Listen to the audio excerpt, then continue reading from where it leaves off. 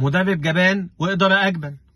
ده ملخص مباراة الزمالك مع المصري. معانا مدرب جبان ومعانا إدارة أجبن. هنفضل لغاية إمتى مستحملين الطريقة العقيمة بتاعت المدرب بتاع الزمالك بسيره؟ طريقة لا تصلح لنادي الزمالك، وباين قوي من أول يوم إن هو مش عارف يلعب بنادي الزمالك ويلعب بيه كورة، ومش عارف يحط خطة تنفع لعيبة نادي الزمالك، ومش عارف يدي للزمالك شكل هجومي كويس. بيلعب بزفت 3 ورا مش عارف ليه.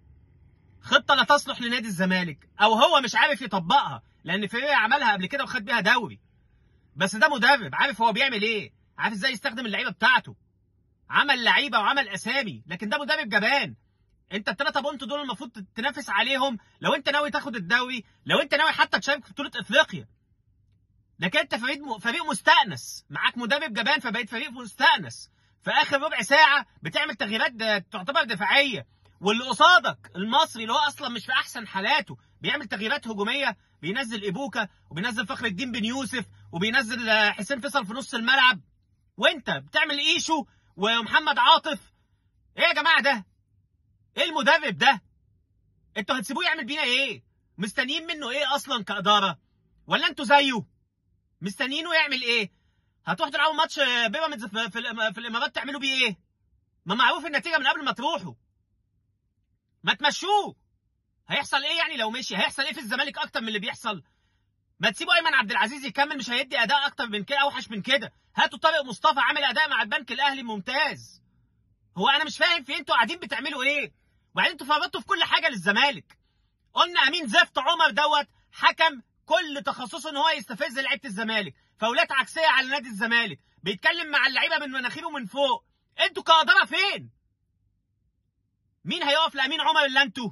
مين هيقف لاتحاد الكوره؟ ما تجيبولناش امين عمر. حكم مستفز مستفز. حتى لو لغى الجون النهارده وكان صح ولا غلط دي مش دي قصتي، هو حكم مستفز. انتوا فين يا جماعه؟ انتوا بتعملوا ايه؟ حتى في الماتشات النهارده بقيتوا بتودوا الاعضاء اللي تحت الثانيه اللي تحضر. انتوا كلكم مستخبيين خايفين من الجمهور عشان عارفين ان ادائكم زي الزفت، زيكم زي المدرب اللي في الملعب. وبعدين احنا كجمهور هنستحمل لغايه امتى؟ هنروح نلعب ماتش يوم 5 ده نعمل فيه ايه؟ مستحمل لعيبه عاله في النادي. عمر جابر ده انا هحسبه ايه؟ يعني انا عايز اعتبر عمر جابر ده ايه؟ عمر جابر ده ايه؟ دونجا ده هجاص. بلعب ناقص 1 والمصري زايد 1، مفيش اي حسنه ليه. هنلوم شحاته على كوره ضيعها ماشي اوكي، بس هو من نجوم الماتش هو وصلاح مصدق. هو في ايه يا جماعه؟ هو احنا بقينا غلبانين قوي كده؟ بقينا فريق غلبان قوي كده؟ بقينا ما عندناش حلول هجوميه كده؟ عبد الله السعيد يا زهقان يا اما لياقته البدنيه زي مش كويس، يا تجددوا لعبد الله السعيد يا تعرفوا الناس ان هو ماشي يا جماعه. عبد الله السعيد من ساعه قصه الخاين وهو مش معروف ديته ايه، والاخبار اللي طلعت ان هو رايح المصري، والاخبار اللي طلعت ان هو رايح سيراميكا، وكذا خبر طلع احنا مش عارفين نيته ايه. يا تجددوا له ماشي، يا اما خلاص يا جماعه استبعدوه. هو كمان 3-4 ماتشات ويتوكل على الله. عبد الله السعيد مستواه بقى له 3 ماتشات علامه استفهام. احنا كنا اساسا قايمين على الفريق ان في عندنا عبد الله السعيد حتى بسنه ده، حتى الفرده اللي كانت عندنا بعد الخاين كمان ما بقتش موجوده. اداء زي الزفت، مدرب زي الزفت، مجلس اداره ربنا يرحمنا منه.